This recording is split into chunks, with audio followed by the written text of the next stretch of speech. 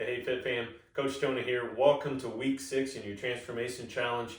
It's all about conquering the weight floor this week. Great information coming your way if you haven't already gotten it there. But I want to take this opportunity here to talk about some crucial concepts and some techniques that we talk about a lot as coaches on the weight floor, that if you don't necessarily know what we're talking about, it could be kind of confusing. So we're going to break it down. Number one is when we say brace the core. And let's break that down a little bit. And we're going to do that using just a simple cough, right? So what we're talking about in a standing position when we're bracing the core, and then I'm going to show you down on the ground, just to kind of give you a little bit of feedback using the ground there. So first and foremost, when we're saying bracing the core, when we're in that standing position, what I want you to do, and try this at home, get this practiced, so you can do it no matter what movement we're doing. And what I want you to do is cough. So give me a cough, let it go, right? Now cough again, and now hold it, hold it. Now, I'm holding that cough right here. I should be able to talk, I should be able to breathe. That's what I mean by bracing the core. I want you to think of your trunk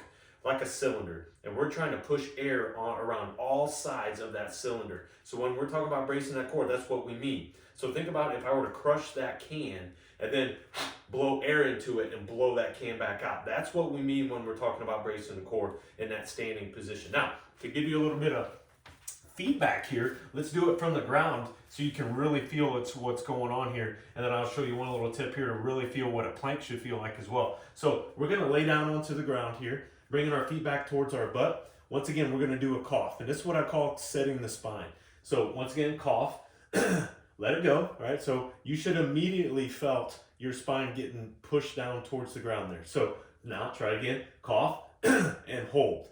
Now we're driving that spine down on the ground. Once again, we're filling the canister, everything. We're pushing air around all sides of our trunk there, okay? Now to really kind of press save on that document, to really feel what's going on here, bring your knees up here, and I'm gonna put my hands right here. Now what's gonna happen is a little epic battle going on right here.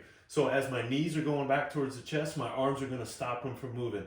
If you do that, you do it properly, I'm already starting to shake. So I'm filling the canister, and now I'm trying to drive my knees back, but my arms aren't going to let it happen.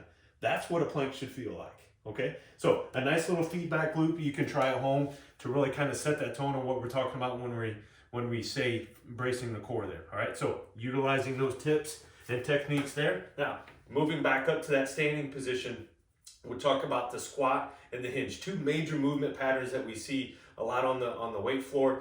And we're going to talk about a technique here that we call rock and lock. And what we're trying to do is set those feet that's specific to you, right? Because you may hear your feet should always be straight or they should be pointed out. Let's make it individual to you, all right? And what your hip angle will allow for your feet to do. And what I want you to do is we're going to rock back and forth. So our weight shifting back and forth here, and we're going to just continue to increase that. And when you get to that point to where you feel like you may fall back, I want you to fire those glutes and squeeze. So we're going to rock back and forth and then squeeze the glutes. Now, wherever my feet land, that's where my feet should be.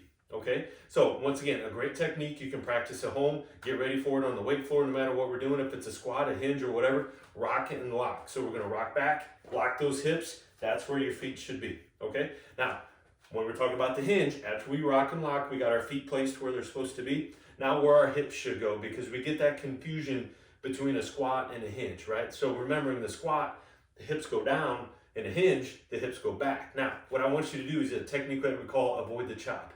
So once again, we'll rock and lock. We'll get those feet where they should be. And I'm gonna act like I'm gonna chop my hips, but I'm gonna try to avoid that chop. So chop, but I'm gonna avoid. Right there, I'm in that perfect hinge position here. I'm sending those hips back. I got that nice long spine from head to hip there. That's how a great way to get those. And while we're down here, another great kind of visual cue here is if I was gonna jump from here to about 6 feet in front of me.